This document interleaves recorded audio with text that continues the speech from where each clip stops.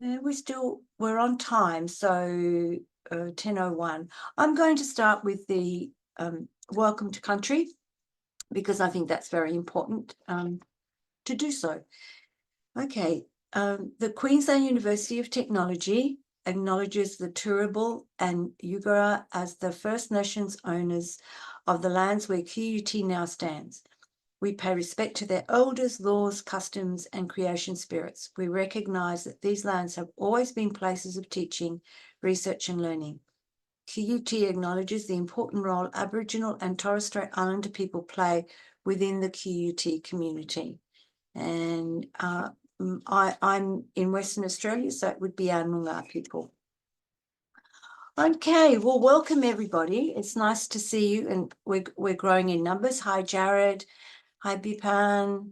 I hope I'm saying your names correctly. If not, please correct me. Yeah, And that's right, Bipan. good, excellent. And I know that when I see some of your names on the program, I go, I'm sure I've had these students in one of my other courses, so that's always wonderful. Or I've met you with me doing one of the other courses, like Kerry's research writing courses, etc. I want to introduce you hence to our guest presenter today, Kerry Freeman, who some of you may know through doing some of her units. I think Kerry's shaking her head, yes, so she obviously recognises you. Careful. I know. So well, the topic today is ethics and integrity. Okay, so why is it important for us as researchers to ensure that the way we behave, the way we manage our research, etc., comes from a space and does have ethics and integrity included in terms of the way we produce our work and the way we interact with each other. So without any further ado, I'm going to hand over to Kerry to tell us, not just to share with us her thoughts, but Kerry's also been an expert or has a very strong expertise in this area. So welcome, Kerry. How are you? Thank you, Anna. I'm good. Thank you. Hi, everybody. Yes, I do recognize a few of you, which is lovely. Just, I guess, if you don't know me, I'm a HDR language and learning educator with eGrad, part of the team with Alexandra, Ola, and Anna. Yeah, so I have got slides today. I sort of do a little bit apologize for that, but sometimes when there's a lot of information, if you can see it, that might help. But yes, I do understand it's very informal as such. Please do pop questions into the chat or put up your hand. There's not too many slides, but yes, so I'm going to share my screen. Okay, so hopefully, yep, you can see that. Excellent. So we'll get straight in. So as Anna already said, acknowledging the Turrbal and Yugara, and I'm actually at home working today, Burleigh Waters. So I would also like to acknowledge the Kumba people, who are the traditional custodians of the land where I am today. Kumba means saltwater people, by the way, which is interesting. So I think we'll get straight into it. I had a little look at what you've been doing this week and even what you will be doing next week. And there's a link to the Australian Code for the Responsible Conduct of Research I'm pretty sure in your week 3 content when you get to that. And realistically, whenever we're talking about research integrity, this is the place you need to go, the Australian Code for the Responsible Conduct of Research. And so they have 8 principles. I've just popped them into the chat. They really do overlap. And the other thing is they are applicable through every part and every stage of the research process. So just very quickly, let's have a look at them. So honesty in the whole process. Rigor is about your attention to detail and having a robust methodology. And also the rigor is involved in avoiding and acknowledging bias. Sometimes we can't completely avoid it. We have to be, then like the next one says, transparent, and acknowledge that bias could occur in different research processes. And so by acknowledging it, we also talk about how we minimize it. I'll have an example of that shortly. Transparency is about declaring all of your interests, and also transparency in the reporting of research. I think that's really important to remember, is the dissemination of our research is part of the process.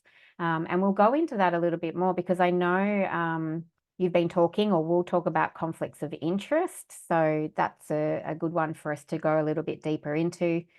Fairness is how we treat others, exactly as Anna just said before. Everyone involved in the research, so other researchers, if you are collaborating, which potentially you are if you're doing this module. It also, excuse me, applies to the citing, making sure you don't plagiarize, of course, and it also applies to authorship, which is a really interesting topic if you're looking at publishing. All of your universities will have policies around and support around authorship and figuring out who is an author, who may not be an author, and making sure everyone who's contributed is treated with fairness. So that's our first 4. And then the next 4, respect. You can see, can't you, how they all kind of overlap, honesty and transparency and fairness linked to respect. So respect is for, of course, your research participants. We know not all of you have people or humans as your participants, so it also includes the whole community, the public, maybe animals, maybe the environment. Recognition is very much around recognizing, valuing, and respecting the diversity, heritage, knowledge, cultural property, and connection to land of Aboriginal and Torres Strait Islander peoples. So it's a very important one as well. One of the things with recognition is, in the past, researchers, there's a really good saying around this about doing the research with, not on, communities. So making sure we engage with Aboriginal and Torres Strait Islander communities if that's appropriate or necessary for your research before you even start. Okay, and of course, making sure that they are included in any dissemination as well. It's interesting too, because there's also 2 other codes specifically related to this aspect of recognition. Now, with the next one, which is accountability, that's another really important one. So, for instance, managing your data, making sure it's secure, copyright, thinking about everything that might impact on stakeholders. So there's many examples of this. So potentially, say you're doing some research about a minority group, or a group of a suburb, whatever it might be. So, if you disseminate research that makes people think, oh, my safety is potentially in danger and causing panic, that's not a good thing. So, those sorts of things. Or maybe if you're researching within health, it could also be giving false hope, maybe, to a certain cohort of patients with a particular disease. So, they're sort of extreme things, I suppose, but it does happen. And so that's the accountability. Basically, the researcher is accountable, of course. And it's also interesting, the one about public resources. Many people have grants, don't they? Even if your university has given you money, or the government, or in industry, then of course you have to be accountable for how that money is spent and adhering to legislation. So, for example, the code. But, there's legislation in all different industries and areas of research that we have to take notice of course. And promotion, this is a really good one. I like this one because it's all about us as researchers being responsible with everything we do, but also within our own field of study, or your faculty, or your school, or your university, and really being part of that fostering an ethical research culture. So again, the fact that you are in this module with Anna, you know, that means that you are wanting to collaborate and communicate in a really good way, and that's all part of it, isn't it? I think that you know, ethics and integrity really go hand in hand. So the way we communicate and talk to others and help each other is a really good part of that fostering an ethical research culture. And of course, your university will also have codes. You'll also have an Office for Research Integrity. They are always approachable no matter what uni you're at. Any questions, they'll always be very, very happy to assist you. So always keep that in mind, because as we can see, it's a lot, isn't it? You've got those 8 principles there that really overlap. And as we said, this is ethics and integrity are important for every stage, from the very minute that you decide on, oh, I'd like to do this research study, right up until when you're disseminating. So that the idea of reporting accurately, yes, of course we need to do that. All sources acknowledged, that comes into what we were, you know, those principles as well. There's a few examples here of the sorts of things.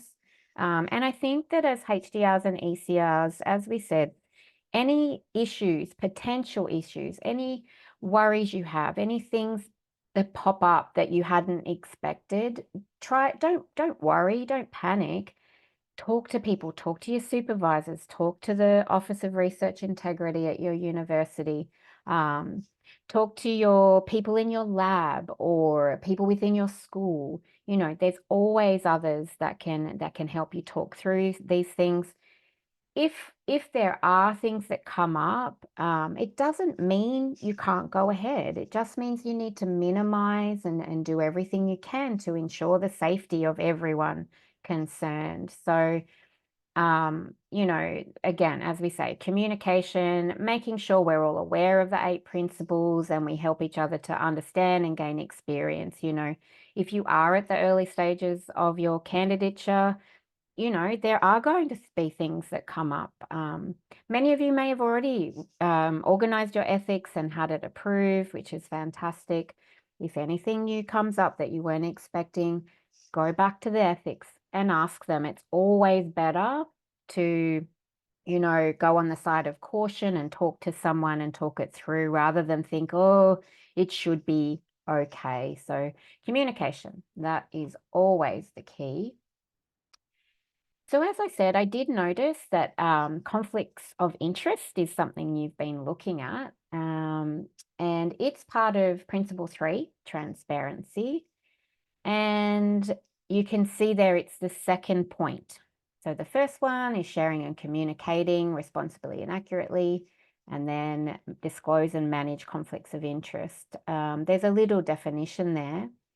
Conflict of interest exists in a situation where an independent observer might reasonably conclude that there may be an undue influence by other interests. So financial, non-financial. You may have already dealt with something like this. We'd be happy to hear your experience if you have, especially if you're part of a bigger you know, a group of researchers. You might be part of a bigger project. You might be part of a project that has funding. Maybe your research is going to lead to some sort of commercialization. So declaring and managing interests, it's really important, and not just in research and not just within the university. We know workplaces, our work practices. So I think normally an actual conflict of interest is often quite clear, isn't it?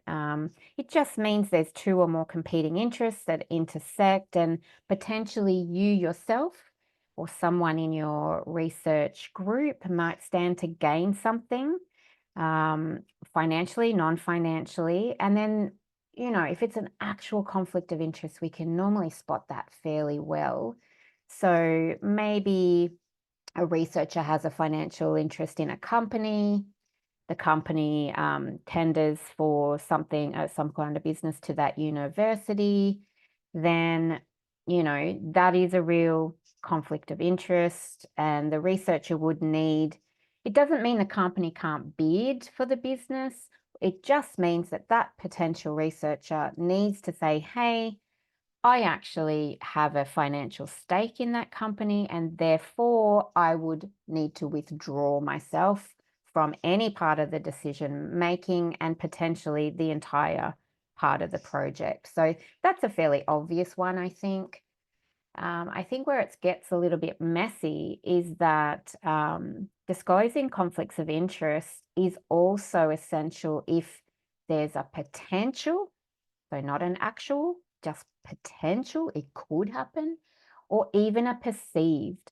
Because remember that the code says, that if an independent observer might reasonably conclude, and if you are inside that potential conflict of interest and know that you would always act with integrity and ethically, you might not see it as a potential or perceived conflict. So again, communication, talking to other people and making sure that everything is addressed. So another example could be, say, I have my child or some kind of relation to me enrolls at QUT, they're doing a research degree, and so it's possible that they may come across some of the things that I do.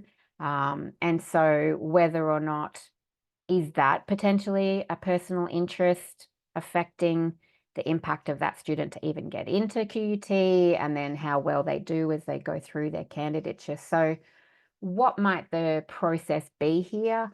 I think the best response is to flag it and say, hey, yes, I'm related to this person.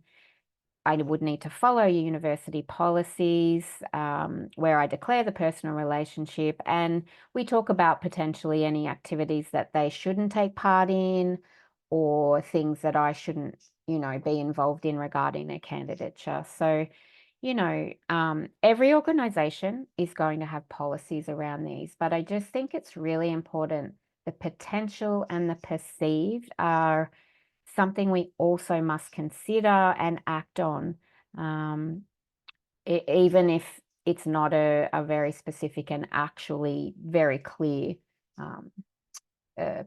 conflict of interest. So that's an interesting one. I'm happy for anyone if you want to share.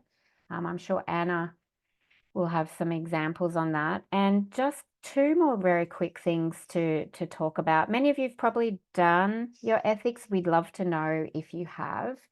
I think the way to look at your ethics application is it's all part of the research design.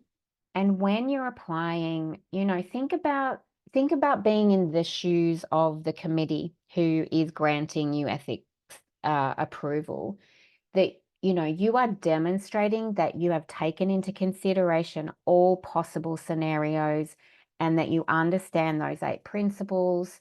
And don't forget as well that they are experts in ethics, but they're not experts in your field of study. And so oftentimes the committee will come back with questions and wanting more information. And I think the best way to look at this is to say, okay, good. What that means is I haven't been clear enough. I haven't given enough information. And by adding that information in, that's also going to help your research proposal and your document as you move on. So, it's really part of that, almost your methodology chapter when you're writing your thesis, that step-by-step data collection and analysis and exactly what you're going to do and how you will minimize any potential integrity or ethics issues. So I think, what I always tell everybody is if your ethics application comes back a couple of times, look at that as something positive. It just means adding more information. It doesn't mean you've done anything wrong or you're not going to get the approval. It just means that the objective observers, which is the committee, want to get more understanding of what you're doing to ensure that everybody's safe, including you. You need to be safe as well, not just the participants and other researchers. So Anna did ask me to give you a quick, example of what I have done and do. I suppose the one to talk about the most is my PhD. So I had qualitative and quantitative research methodology. Now, as I said, I understand not all of you have human participants and not all of you are qualitative researchers. So I'm sorry if we're a little bit off topic for you. But as you can see there, my participants were international students who had English as an additional language. Even that description in itself is part of academic integrity because, you know, if we can, you've probably heard a lot of the time, English as a second language is how, or non-native English speaker. English as an additional language is a much more, how would we say, I think it's just more an appropriate way to describe, because oftentimes students or people who don't have English as their first language, and even people who do have English as their first language, they know 3, 4, 5, 6 languages, you know. So English as an additional language just means that it's not their first language. So it's a very nicer, I think, and broader way to describe somebody. So I had a survey followed by case studies. And so straight away, talking about conflict of interest, I'm a teacher, they were students. And not only was I a teacher within the university, I was also a teacher of the courses that they were potentially taking, or one of their courses, but I was not their teacher. That was something that I had to do. Anyone who was actually in one of my classes were not able to be a participant. And obviously I had to be, you know, make sure that anything that these students shared with me that I then didn't share with any of the other teachers or their teachers as such. And, you know, that's all part of it, isn't it? Is making sure that we guarantee confidentiality or with case study or human participants in anything. That's always needs to be voluntary. Participants can withdraw at any time. We need to ensure there's no risks to them. So in this case, the risk could be, you know, them getting reduced marks potentially. So let's say if they shared with me something about another teacher and then I go and tell that teacher, that is very unethical. So of course that was what I made sure everything was confidential. I had to make sure everything was safe. I actually was a bit old school. This was back in sort of 2016 to 18. So I had a lot of handwritten notes that were kept in a locked drawer. But yes, and obviously with human participants, if they don't want to answer certain questions, we can't force them to. Written informed consent was always needs to be gained. Often with the survey, so I had a paper survey. Again, that was because I was on campus and it was just an easier way to do it. I don't know if anyone would do paper surveys now. So the informed consent regarding the surveys was when just by them doing the survey, completing it. Okay, and there was a note at the beginning saying, well, if you do the survey, that's giving you your informed consent. These days, because things are done electronically so much more, what you would probably do is have a question saying, you know, explaining again, by completing the survey, you're giving your informed consent. So that still needs to be done, that idea of the informed consent, depending whether you're via paper, electronic, whatever it may be. The other thing that I did, because I was a teacher and, you know, this was a cohort of students that my colleagues may read about, I used pseudonyms, and it's very interesting, the research around the use of pseudonyms and the process. And something that was relevant to me was that it's really important to make sure that the pseudonym actually fits the ethnicity of the person who you're describing anonymously, or at least isn't, you know, a name that they wouldn't want you to use. It can be so it's just important to say to get their permission, I suppose. And so one of the things that I did was I invited them to choose their own. 3 participants took that up. The others didn't want to, but I just said, hey, I'm going to use this pseudonym, and they said, yep, that's fine. Something that did happen that was very awkward initially was I had a Zimbabwean student. So he was a Black student, and he chose his pseudonym, and he wanted to be Snow. And initially I thought, oh, that's going to seem very insensitive if it's seen from the outside that I chose that name for an African student. And I said that to him, and he laughed. He thought it was so funny that I would think that, and that anyone would think that. And so he said, well, I even more want you to call me Snow. And so I did. And it was fine. Yeah, but it was a little bit of an awkward thing when I'm trying to build trust and making sure I take care of my students and my case studies students. But that was an interesting thing. And you know, you're going to come across all sorts of things like that. So as I say, communication is the key. All right, so just to wrap up, I think this is almost the last one. Yes. So trust. So again, if you don't have human participants, you're still going to have some form of trust somewhere, somehow, built into your integrity. And you know, that's all about rapport for me with human participants, and building that rapport over time, which I was able to do. And you know, they shared so much with me. It was such a beautiful experience from my perspective. And I really needed to make sure that they knew that this was a safe place for them. You know, it didn't matter if they made a mistake. It didn't matter if you know, I was asking them questions about what they did. What reading were they doing? What writing were they doing? What were their experiences in their courses, you know?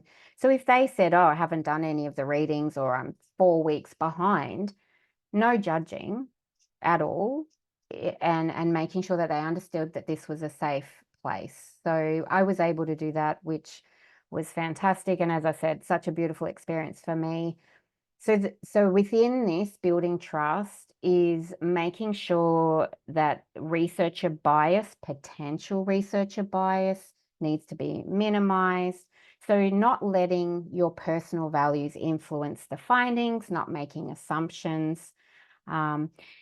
It's really interesting, the idea of researcher objectivity or avoiding bias, especially with qualitative research. Some researchers argue that actually having values as a researcher is a good thing, and you can talk about those, but also, of course, not putting them on your participants. And that idea of reflexivity and, you know, going through the data and making objective meanings when you're doing the analysis is important. And again, that always comes back to our 8 principles, you know, attention to detail, rigor, honesty, transparency. So as you can see, you know, all of these little parts, you know, are really important to keep in our minds. Oh yes, very quickly, this is a massive topic. I just wanted to mention it very quickly.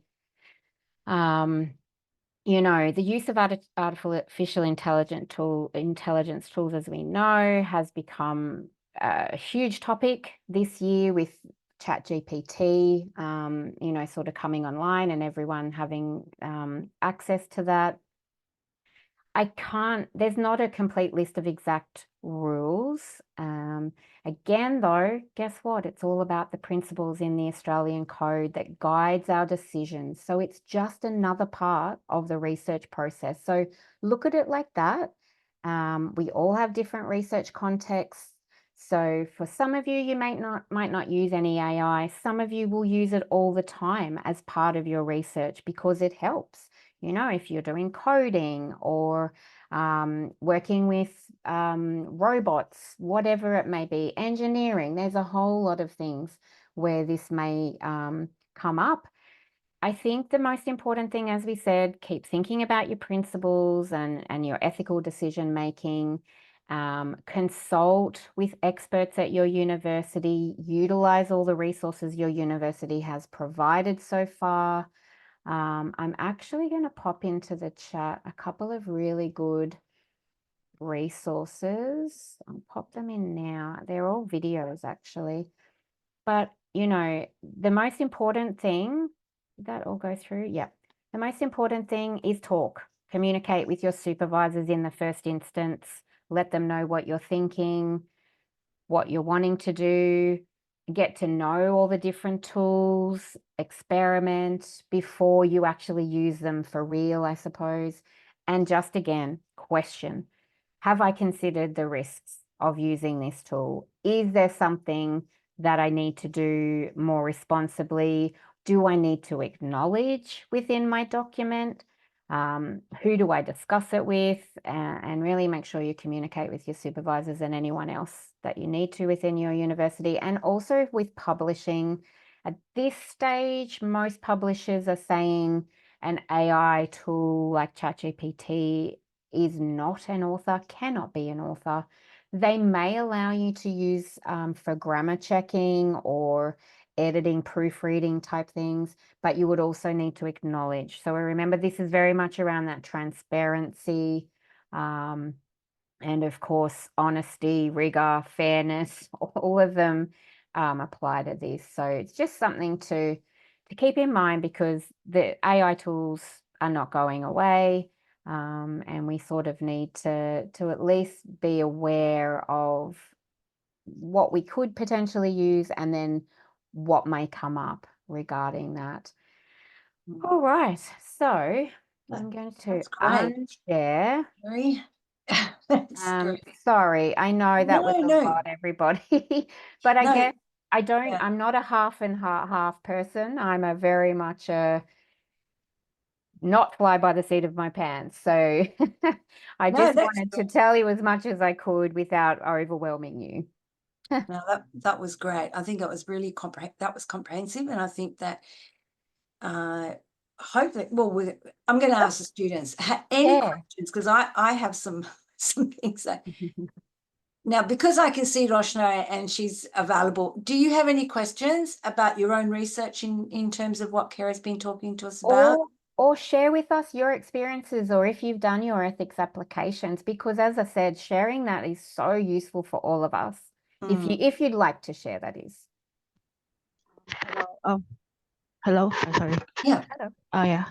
Hello, Carrie and Anna. Thank you for sharing about research integrity and ethics. Actually, it really helped a lot because it's reminding us researchers about the the attributes of a good researcher, how to act as a researcher. Yeah. So because actually I'm just on my first week of my Wow. PhD. So yeah, so I'm still learning a lot from these courses. So I haven't Yeah. started my research yet, but yeah. So I just realized because just my point of view as I observe with with everything that's happening around us right Yes. now. So Yes. because just my insight. Some researchers are already forgetting this research integrity and ethics, especially some of those. There are some researchers who are they're more focused on the profit. I Yeah. think, especially Yep. on the because I know someone who's a researcher on she's on she's actually working in Samsung, and I heard that they have big funding on AI research. Mm. Yeah, so yeah, I don't I have yeah, it's their research is very important, and it's just that sometimes I think the integrity and ethics, they, I don't know, maybe they have to be reminded of those. Yeah, you're things. you're exactly right, and I think that that's one of the advantages as such of working researching within a university is where it's so much it it's very strict, I guess is the right word, and you have so much support. Whereas when money becomes involved, sometimes, yeah, there's the priorities are overtaken a little bit, aren't they? And I guess that we can only do the right thing ourselves. Now, the other thing I didn't mention, I guess, is as part of that idea of promotion, remember, in that research integrity culture, your universities will have processes if you notice or see or worry about, if you see anything that you think, oh, that doesn't seem right to me, and usually, it can be confidential. That's a really hard position to be in. I completely understand that. And again, you need to probably talk to someone, probably within your research ethics department, but there's always a process to help you with those things as well. But when you're just new, like you are, I think don't be overwhelmed and trust yourself that you will, things will get clearer, and you will keep those things in mind. And when you're doing your application, that's the time that, the committee will point things out. And it can be a hard process. It can be a frustrating process if it keeps coming back, your application, but you can see how they are just wanting to do the right things by everyone involved, including you. You as the researcher, us are part of this as being we want you to be safe as well. Thank you for sharing. Yeah, that was Thank great. you. Thank you, Rosna. And Thank it's you. and sometimes it's very difficult because we may want to say something, but we think, no, I don't want to get involved in this, whatever. Yeah. And I mean, there's it's packed with a lot of layers, I It think. is. And that's So, fair as well. That's which is Yeah. why finding someone who you really trust to keep Yeah. your confidence, and as a HDR, sometimes that's not your job actually to point out what other people may be doing, but knowing in yourself that you're doing all the right things is the important thing. That's right. That's right. I was just wondering, have any of you others that are here with us today, either on the chat or, if you can speak into your microphones, maybe if you have a question about something specific that we don't need identities or anything, but also maybe a situation where you're unclear about whether it may breach ethical or behavior or breaches kind of like integrity. What does it feel like? I mean, Kerry talked about her doing her PhD in the 2000s, where a lot of my research was done back in the 1980s and 90s, etc. So, we were doing things on paper. But the thing is that, and so a lot of for me, I'm going to some research now. And so for me, a lot of the questions and a lot of the layers of ensuring ethical behavior and accountability are new. And because we didn't sort of think about it in those days. I mean, I do still remember that at one point when I was doing my master's back in the 2000s, I think, early 2000s or whatever. The thing was that you could produce a research and it be something that was close to you in terms of a topic. So, for example, if I came from a family where there was domestic violence, I could actually write a thesis about domestic violence. However, there was a period when it was not allowed. So if you knew you came from a family where there was domestic violence and it was identified as such, like you knew, you could not, you could apply to do the thesis on domestic violence, but if it was uncovered that you actually had a history or not, then, you know, you were breaching. So it's really, for me, one of the things that's interesting is how, you know, the checks and balances have kind of come into play.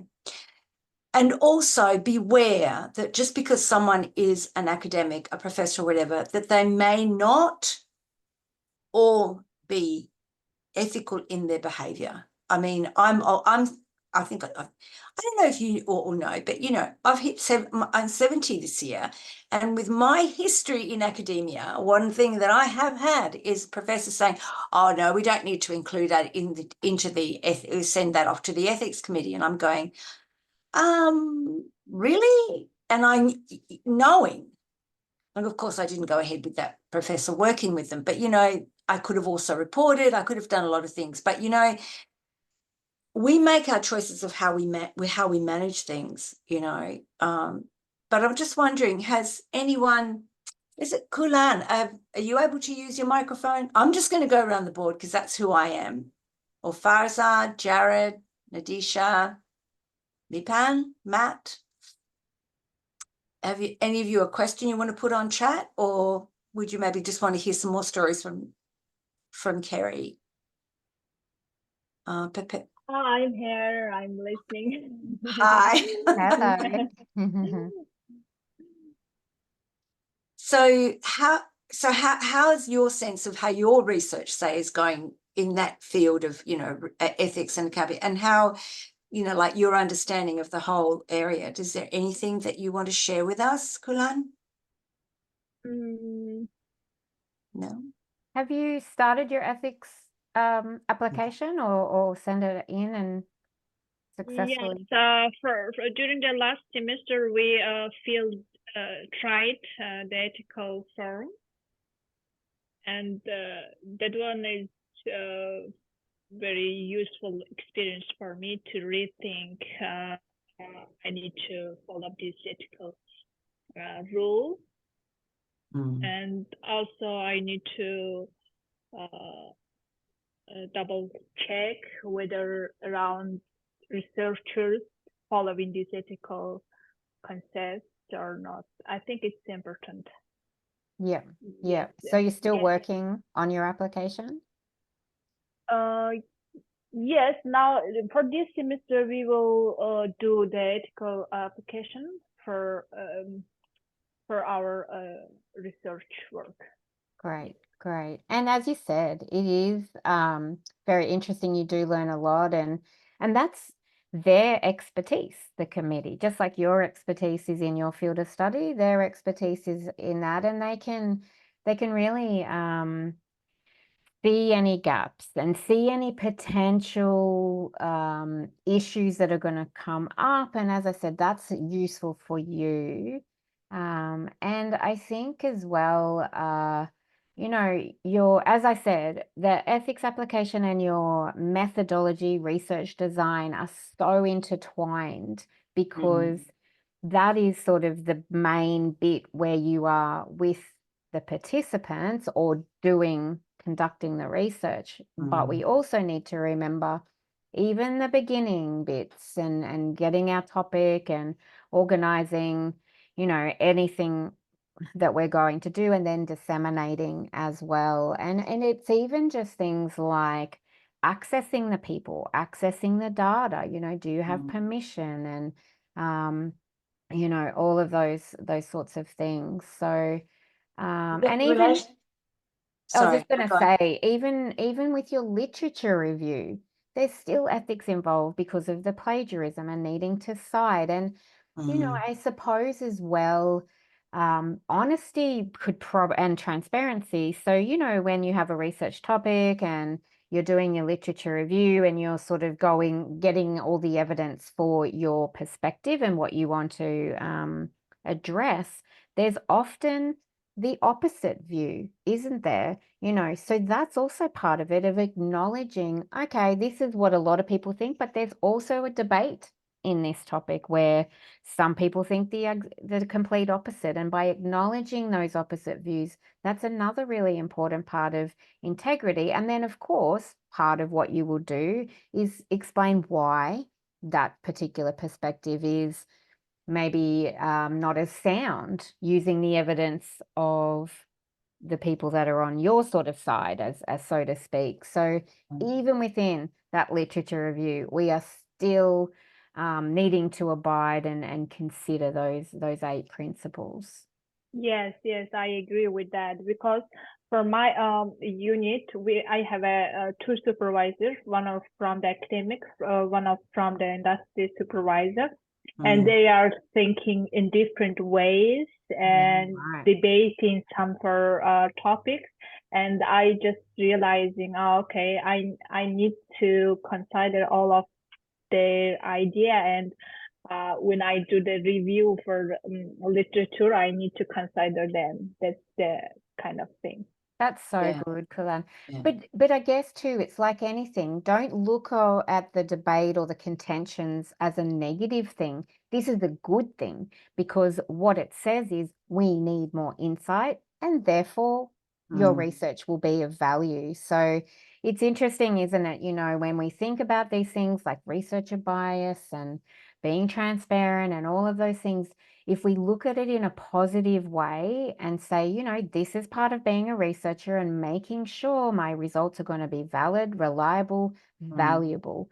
And I know sometimes it feels like 1 step forward, 2 steps back.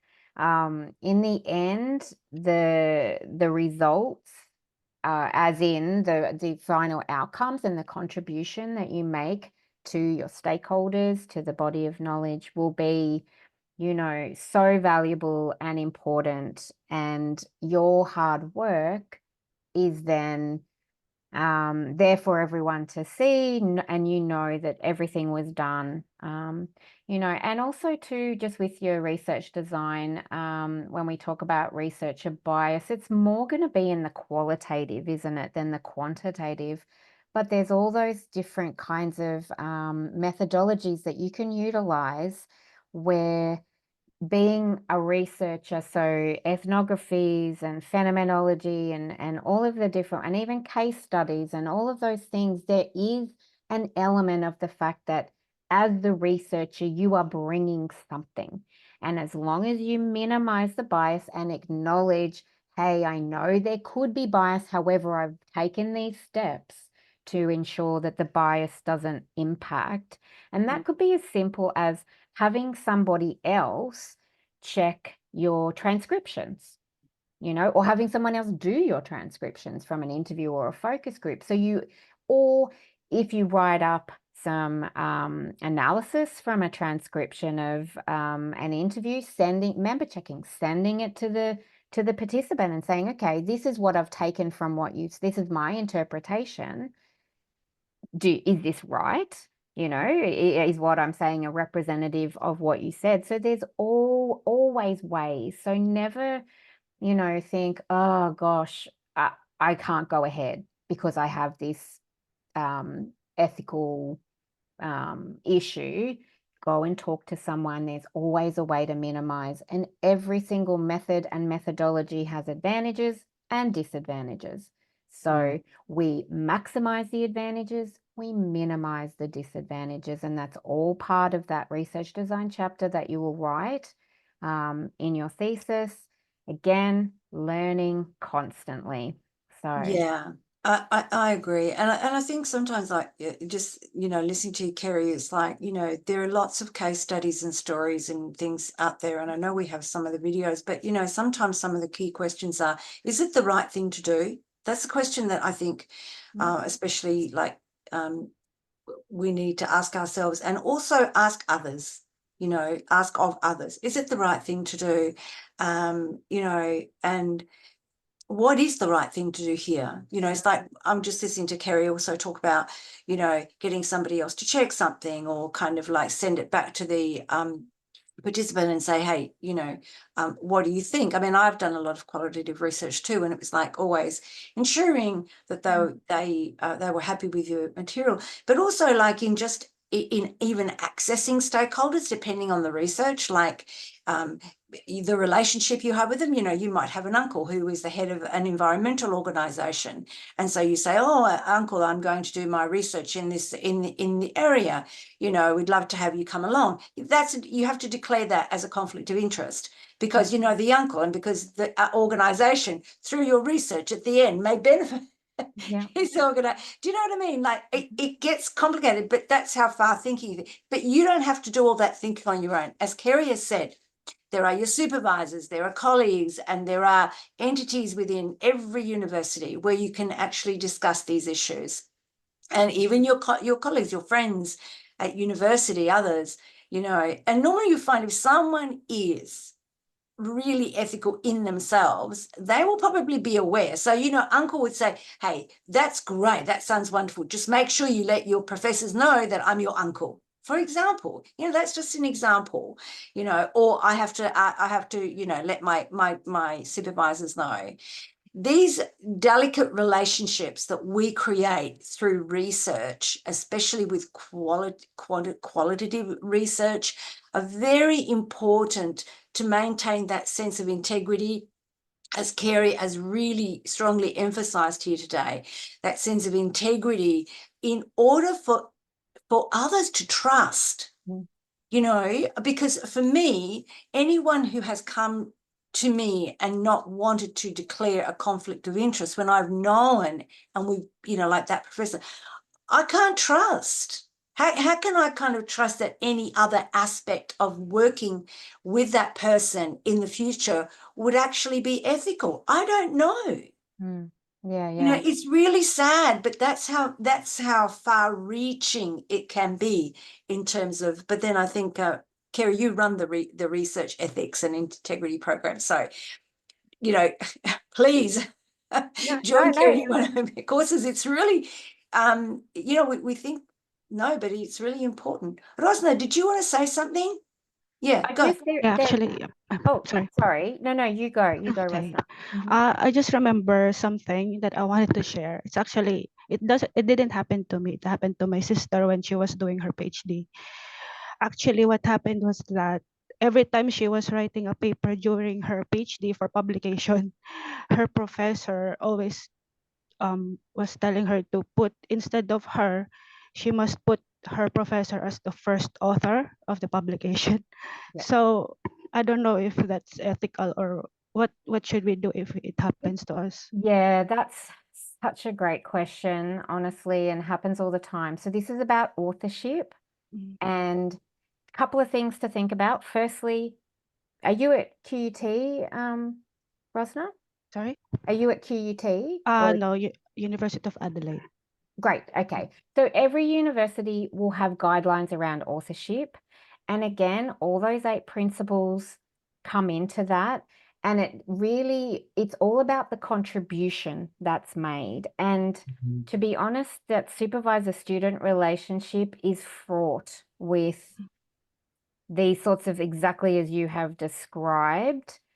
And generally, a supervisor should not be the first author, because who's done the most of the work should be the first author. However, sometimes it's also all about the lead up, and it's also about communicating and making sure from the very beginning that this is decided. Because once the paper is ready to publish, it's very hard to then go back and go, oh, who's going to be the first author? So firstly, I would say these things should be discussed before the paper is even started. The other thing is follow the guidelines in your university. There's a power relationship there. So depending on how confident the student is to say to the supervisor, hey, well, actually, I believe I should be the first author because of these reasons. Sometimes students don't feel confident to do that, which is 100% understandable. And I think this is where you would seek advice elsewhere. It's a very hard situation, Rosna, and very common. But I think in the first instance, look at the guidelines and start those conversations very early on. And so say the supervisor says, I want to be the first author, you could potentially say, okay, well, maybe for the first paper, but I want to be for the second paper. Something like that, like try, because you need to have that good relationship. So it's a very hard situation. I understand that. And that actually adds to the question that we actually have in the chat. In a situation whereby someone has integrity and others do not, what will you do? So again, I think that try to avoid working with people that you already realize may not be ethical, just as Anna said. I think seek advice and really, I think once you try not to isolate yourself, try to meet as many people as you can within what you can do, but you will know fairly quickly the sort of people you want to be with, the sort of people you don't. And even if you have one person you can confide in, wherever they may be within your uni or outside of your uni, that's going to be having discussions, talking about the pros, the cons, the different actions you could take, narrowing down to the best ones. And you've always got your Office of Research Integrity as well. So yeah, I feel for your sister. I'm sorry that she had that happen. I think you have to take it by case instance, but being brave and having the conversation and doing it from the very beginning and saying, no, because I know I'll be doing, it's from my thesis, more than happy for you to be second author. Yeah. It's a hard one, Anna, isn't it? Yeah, it is. I mean, I remember one university years ago said that all intellectual property, any work that researchers, that students did, like PhD or master, whatever, postgraduate researchers did, was property of the university. And I think sometimes those kinds of legislation, like, you know, this is our property and you sign a document.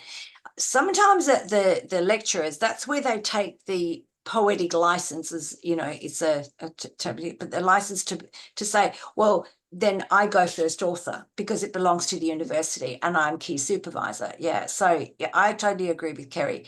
It's important to have some of these conversations up front. It's not always easy, and you might have to just swallow the fact that maybe the first time you didn't know, you didn't realize it, and the paper is going to have the supervisor's name first, and then you can change. And look, honestly, I know it's a big headache, because if you actually were to say, you know, start a disagreement with them, they can become difficult. We're scared of our supervisors. You know, they have power. And we see them have power. And do they all use that power ethically and with integrity? 99.99% do. But, you know, there's always, like, what we're talking about, an example. Yeah. I don't know how many others are out there. But, you know, look, talking about things like once upon a time you could go, I remember there was, and this was in Adelaide, because I grew up in Adelaide, Rosna, it's a lovely city. But I remember at Flinders University there in Adelaide, there'd been a case of sexual harassment. All right. So in terms of ethics and integrity, you just, and one professor was having a relationship with his student. And so what they decided was to prevent some of these things. All professors, male and female, had to leave their doors open when meeting with a student. They couldn't shut the door. And that was the way that one university dealt with it, or Flinders did at that time. Anna, I love the discussion, but we have to invite all students to join us online for discussions, and we have to wrap up because we have another session and some students are enrolled in both. Okay. Thank you very much, everyone, for listening. Thank you, Kerry, for your great, and Thank you so much for the reminder. Love you all. All Bye. right. Thank you, everyone, for coming. Bye. Good luck. Thank you.